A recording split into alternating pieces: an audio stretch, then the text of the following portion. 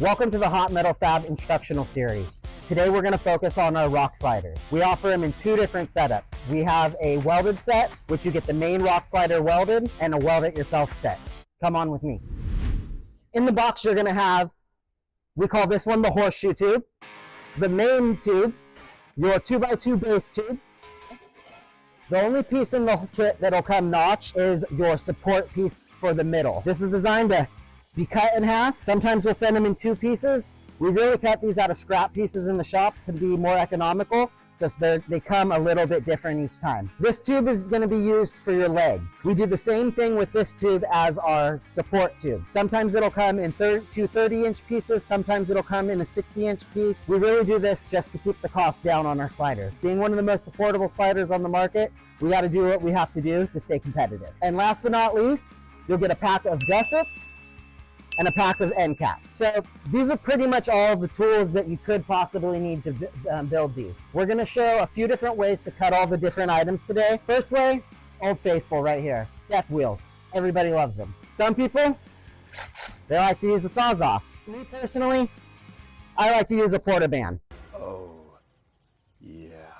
Not everybody has one of these in the shop, so that's why I wanted to kind of go through and show the different ways that you could possibly cut these. We use a jig when we cut ours in the shop to keep everything all the same, but when we send these out and do-it-yourself kits, we want to make sure that people have the knowledge and the know-how to build these out. Available for download on the website, we have cut wrappers. You literally just cut these out, put them on the tubes where you need to put them, mark them, and then cut them. A couple different measuring devices. We got one of the Old Faithful Stanleys in the shop. It's our go-to. You get a little beat, but it works. A couple different kinds of squares, welpers, flop discs, two different items for cleaning. I like to Scotch Brite my tubes before I weld on them and before I start writing on them. That way the markers work well, and you're gonna need a couple Sharpies.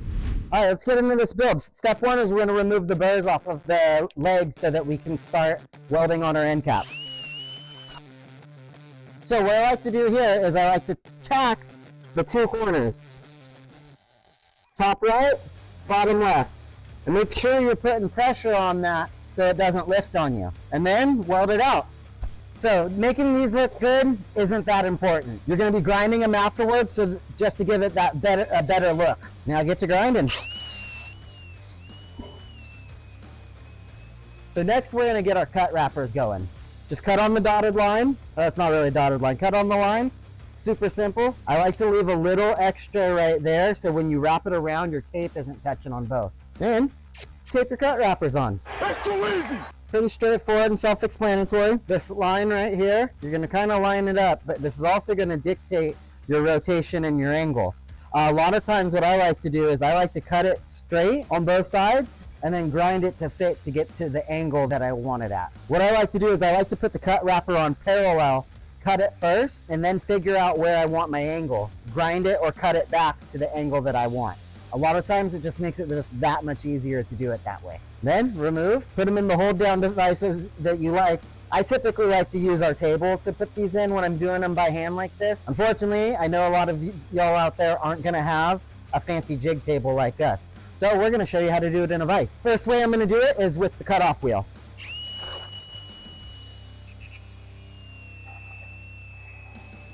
Second way we're going to do it, we're going to try it with the Sawzall. I've never really done it this way, but I'm sure somebody at home, this might be their only option.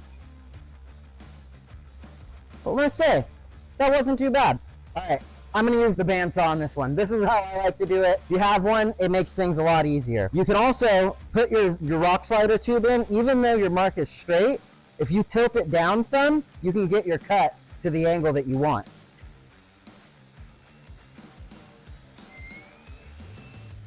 All right, so when you're comparing your cut wrappers, the cut wrapper for the end of the main tube, you'll notice is gonna be a little bit taller than the ones for the horseshoe tube. Just something to take note when you're building. And then these ones, you're gonna wanna set back pretty much the distance that you want your kick out to be.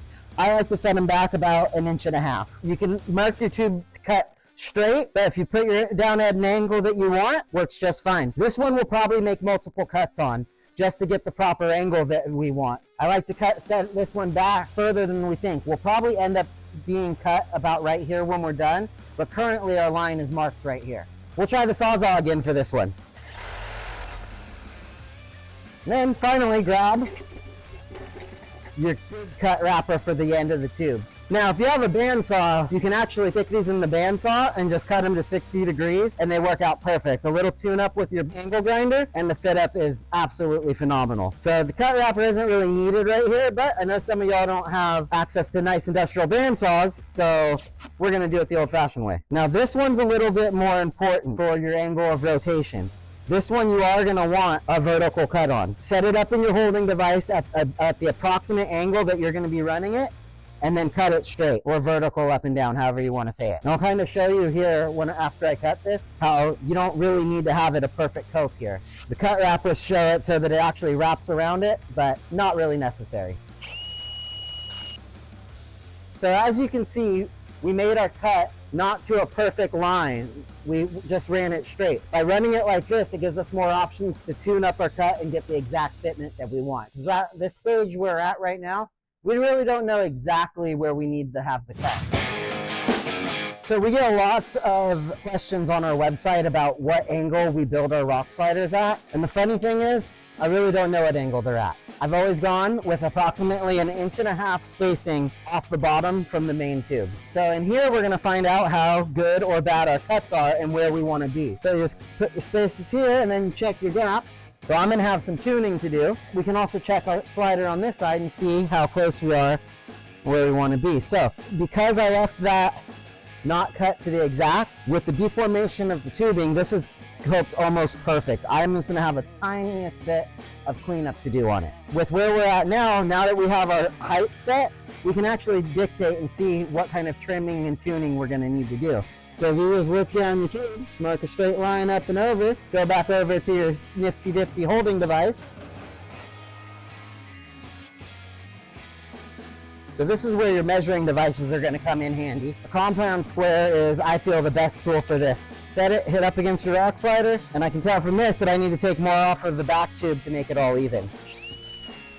Just a little bit more on this side. Definitely put it in a holding device while you're tuning your edges up. You don't want to slip and hit your finger or anything.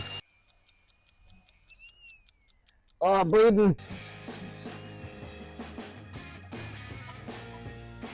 Nice. A little bit of a gap is fine on this. Gaps make you a better welder. So, and here's a big pro tip when doing this part. Do both of these tubes at the exact same time so that you can make sure that this kick out is exactly the same. So this is why I like the bandsaw. My bandsaw one, I only need to tune up the edge a tiny little bit. That's perfect. As I said before, we're fortunate to have a very nice bandsaw here in the shop. I can just set it to 60 degrees, line up my ends, make sure she's flat, and just let her rip.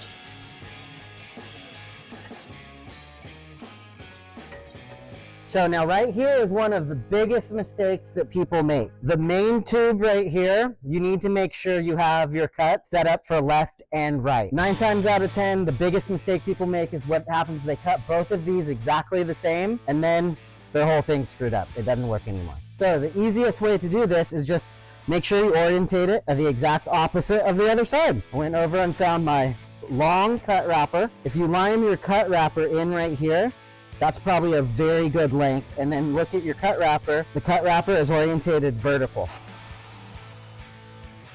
Our main slider tube for this side, that is directly off the saw with no cleanup. That 60-degree angle is perfect. Like I said, the cut wrapper isn't really necessary on this one. Almost works perfect without it. Get your PPE. Safety is number important. I do 3 tacks on this part right here. 1, 2, and 3, so that I can lock it in. That way I can do one nice beautiful weld all the way up and over down to here. That's your money shot on this project, so you want to make sure that looks good. You have drops from cutting these. It might be a good idea to put that drop up against another piece of tubing and give yourself a couple practice goes. Set your slider back up with your spacer where you want to be.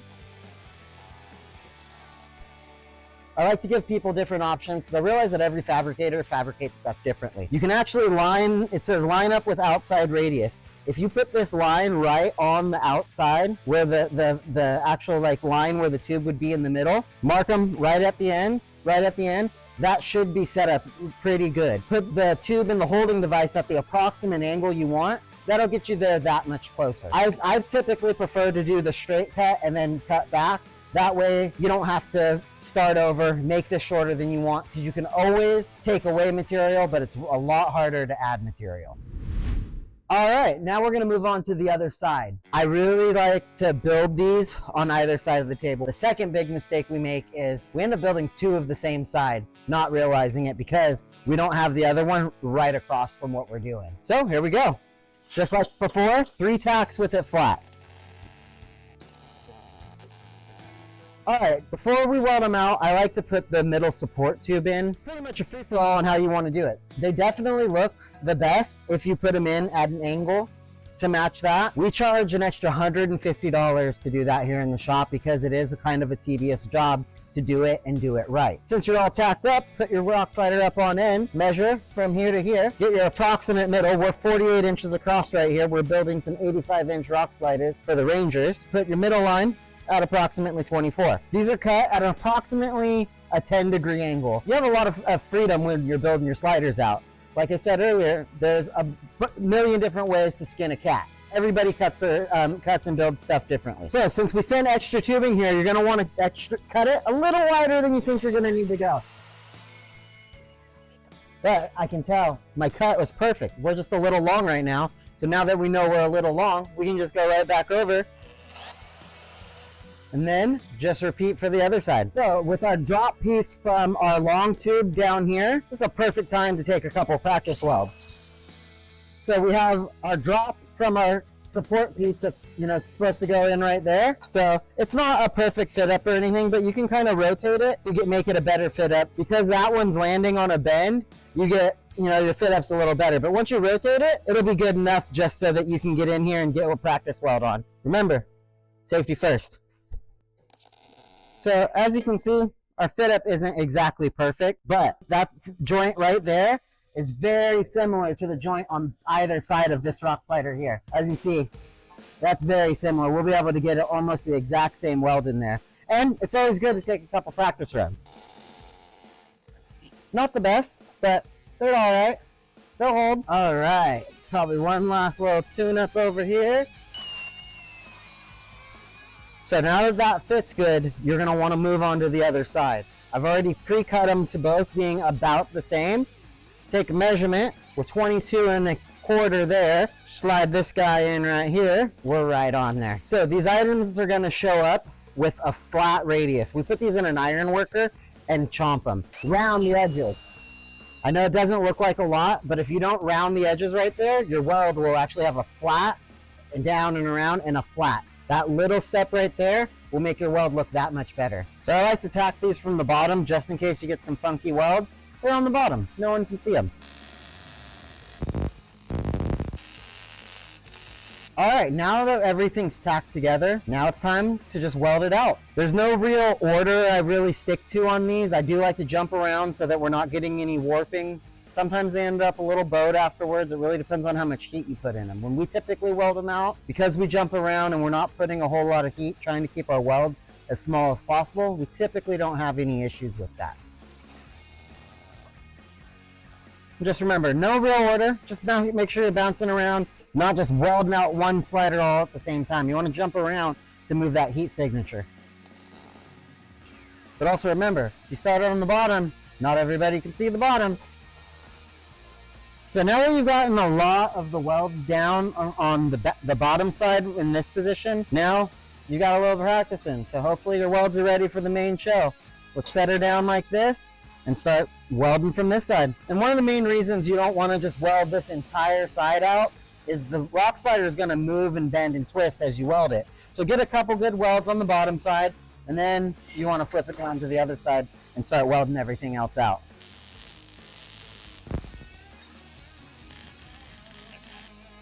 So we're going to take a little break on these right now. We've been putting a lot of heat into them, so we're going to let the heat cool down a little bit.